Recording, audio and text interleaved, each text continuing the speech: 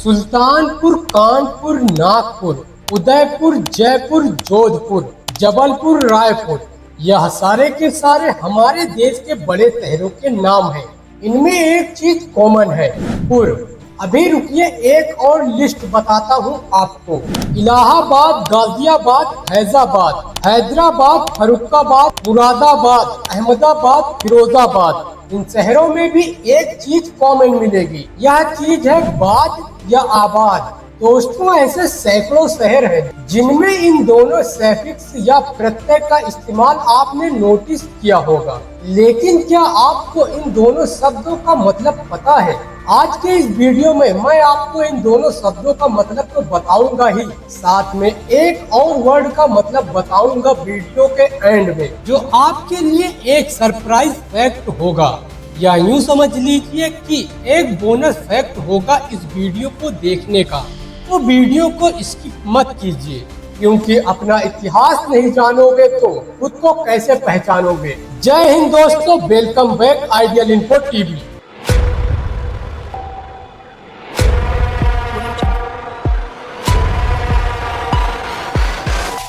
दोस्तों, वीडियो को शुरू करते हैं अपने पहले वर्ड से, यानी कि बाद और आबाद से।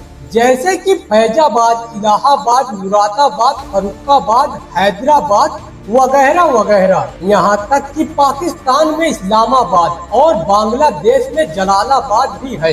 तो दोस्तों, आपको बताऊं कि दरअसल इन शहरों के पीछे जो आबाद लिखा होता है वह असल में एक फारसी वर्ड है। इस वर्ड में आपका मतलब होता है पानी। अगर इस पूरे वर्ड का मतलब निकाला जाए तो इसका मतलब ये होता है कि एक ऐसी जगह जहां आसपास पानी हो, इस पानी की मदद से आसपास के इलाकों में फसल उगाई जा सके, यानी कि खेती की जा सके। तो इसका मतलब ये हुआ कि यह जगह रहने लायक है।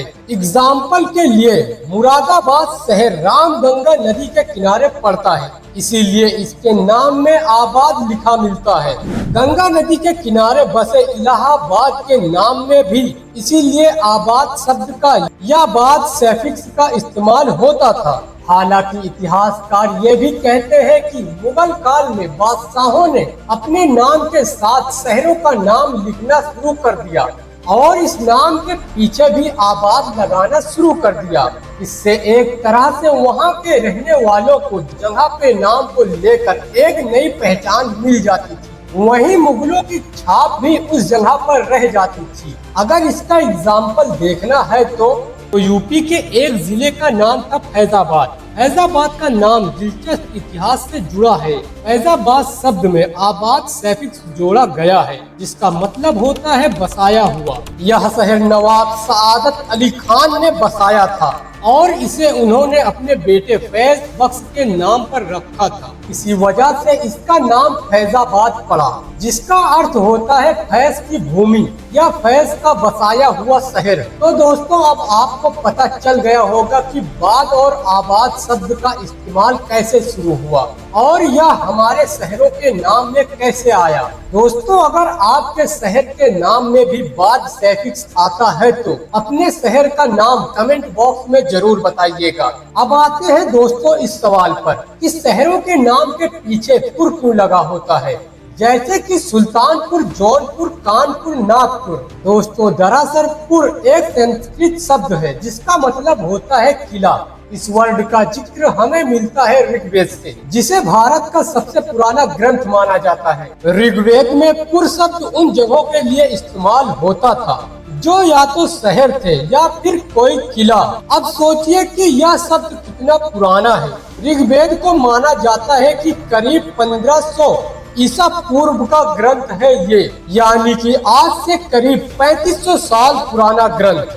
आगे चलकर हमारे देश के कई शहरों का नाम ऐसे ही पड़ गया। प्राचीन काल में कई ऐसे शहर थे जिनके नाम में पुर लिखा होता था। उदाहरण के लिए महाभारत काल में हस्तिनापुर, इस शहर में पुर शब्द का इस्तेमाल किया गया था।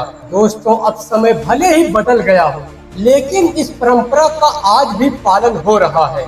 इसी कड़ी में जब हम आगे मिडिवल इंडिया में देखते हैं तो जब किसी राजा को अपने नाम से शहर का नाम रखना होता था तो वो अपने नाम के आगे पुर लगाते थे। जैसे राजस्थान के जयपुर को राजा जय सिंह ने बसाया था तो उसका नाम पड़ गया जयपुर। कानपुर का नाम भी ऐसे ही संचेदी के राजा हिंदू सिंह ने कानपुर रखा था, क्योंकि वह खुद को भगवान श्री कृष्ण यानी कान्हा का वंशज मानते थे। तो दोस्तों अब आपको पता लग गया होगा कि पुर शब्द का इस्तेमाल कैसे शुरू हुआ, ये हमारे शहरों के नाम में कैसे आया। अगर आपके शहर के नाम में भी पुर आता है तो कमेंट बॉक्स में अपने शहर का नाम जरूर बताइएगा। अब दोस्तों आते हैं आपके बोनस फैक्ट पर, जिसकी मैंने शुरुआत में ही बात की थी। आपने कई शहरों और कस्बों के नाम में एक और सैफिक्स देखा होगा, गंज। जैसे कि लखनऊ में पड़ता है हजरतगंज, दिल्ली में पड़ता है दरियागंज, मलकागंज, सुल्तानपुर में पड़ता है इस्लामगंज, अलीगंज वगैरह वगैरह। लेकिन क्या आपको पता है कि इन नामों में भी जो गंज शब्द है उसका मतलब क्या है? तो दोस्तों गंज शब्द के ओरिजिन की बात करें तो इंडो ईरानियन लैंग्वेज के ग्रुप में मीडियन लैंग्वेज एक आती थी। इस समय में इस शब्द को खजाना रखने वाली जगह के लिए इस्तेमाल किया जाता था। इस वर्ड को और भी जगह पर यूज किया जाने लगा। वैसे दोस्तों संस्कृत में भी गंज शब्द का जिक्र मिलता है। माना जाता है कि संस्कृत के गज शब्द से यह निकला है और फिर आगे चलकर इस वर्ड के और भी नए नए मतलब बनते चले गए। इसी दौरान इस शब्द का इस्तेमाल मंडी और बाजार वाली जगह के लिए इस्तेमाल किया जाने लगा, जहां खूब भीड़ भाड़ हो और शोर शराबा हो। पुराने समय में जिस जगह पर बाजार वगैरह लगते थे उन्हें गंज कहा जाने लगा। एग्जाम्पल के लिए दिल्ली के दरियागंज में पहले दरिया के किनारे यानी यमुना नदी के किनारे बाजार लगता था तो इसे दरियागंज कहा जाने लगा। ठीक ऐसे ही दिल्ली में एक और बाजार है, सदर बाजार। यहाँ एक जगह पड़ती है डिप्टीगंज। आज भी यहाँ पर बर्तनों का बाजार लगता है। इस तरह कस्बों में गंज जुड़ा हुआ है बाजार से या फिर भीड़ भाड़ वाले इलाके से, जहाँ पर बहुत ज्यादा शोर होता हो या फिर बहुत ज्यादा भीड़ होती हो। अगर आपके शहर या कस्बे के नाम में गंज आता है तो कमेंट बॉक्स में जरूर बताएं। दोस्तों यह था शहरों के नाम में पुर और आबाद लगाने का मतलब, और गंज कस्बों और शहरों के नाम में क्यों लगता है यह भी मैंने आपको बताया। अब आपको यह वीडियो कैसा लगा हमें कमेंट करके जरूर बताइएगा, और अगर आपको यह वीडियो पसंद आया हो तो आइडियल इन्फो टीवी को सब्सक्राइब जरूर कीजिए। वीडियो को लाइक और शेयर करना ना भूलें ताकि आप तक इतिहास की ऐसी ही दमदार और दिलचस्प कहानियां पहुंचती रहे। मिलते हैं आपसे नेक्स्ट वीडियो में। जय हिंद दोस्तों।